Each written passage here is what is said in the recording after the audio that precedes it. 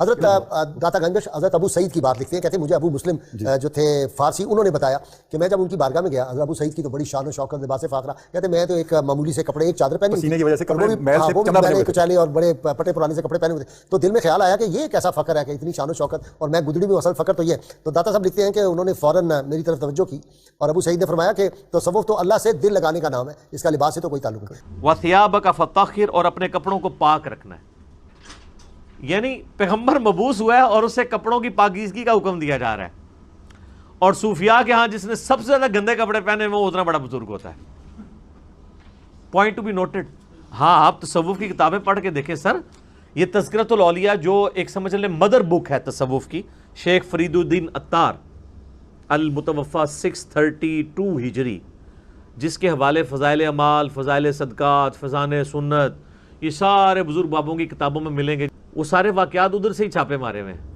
اس میں آپ کو کئی بزرگوں کا ملے گا کہ ان کو جوئیں پڑی ہوئی ہوتی تھی، اگر کوئی جوں نیچے گرتی تھی وہ اٹھا کے پھر رکھ لیتے تھے اوپر، کہتے تھے میرے اللہ کی مہمان ہے، لوگ کہتے ہیں سبحان اللہ۔ ٹھیک ہے، اور بخاری مسلم میں موجود ہے، ایک صحابی کے سر میں جوئیں پڑ گئی اور نبی علیہ السلام کے ساتھ انہوں نے احرام یعنی باندھا ہوا تھا،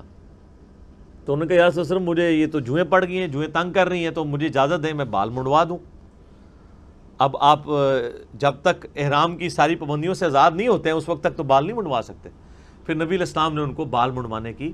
اجازت دے دی، اور اس کے اگینسٹ پھر انہوں نے جو ہے نا وہ ایک دم بھی دیا۔ تو بعد کے بزرگ جو ہیں وہ جوئیں اٹھا کے اوپر رکھتے ہیں، گندے مندے رہتے ہیں، اور بلکہ سب سے بڑا بزرگ وہ ہوتا ہے جو گندا بھی نہ رہے، کپڑے ہی سارے اتار دے، اس کو سب سے بڑا بزرگ مانا جاتا ہے۔ وہ کہتے ہیں مجذوب ہے، یہ یعنی اللہ تعالیٰ کی محبت میں غرق ہو چکا ہے۔ یعنی اس کا مطلب ہے کہ اللہ کی محبت میں غرق ہونے کا مطلب یہ ہے کہ بندے کے کپڑے پہلے چلے جاتے ہیں۔ تو اللہ تعالیٰ کی معرفت سب سے زیادہ مخلوقات میں سے کن کو ہوتی ہے؟ انبیاء کو۔ تو کہیں ملتا ہے کہ انبیاء کرام علیہ السلام پہ جب اللہ کی محبت کا غلبہ ہوتا تھا تو وہ کپڑے اتار دیتے تھے؟ کہیں ملتا ہے ایسی بات؟ تو یہ پھر اس لیے ہم کہتے ہیں کہ انبیاء کا جو دین ہے وہ اور ہے، بابوں کا دین اور ہے، اور کتابوں کا دین اور ہے۔ یہ بابوں کا دین ہے، اور کتابوں کا دین وہ ہے جو صحیح سند کے ساتھ صحابہ کرام، اہل بیت کے ذریعے اور بعد میں محدثین کے ذریعے دین ہم تک پہنچا ہے۔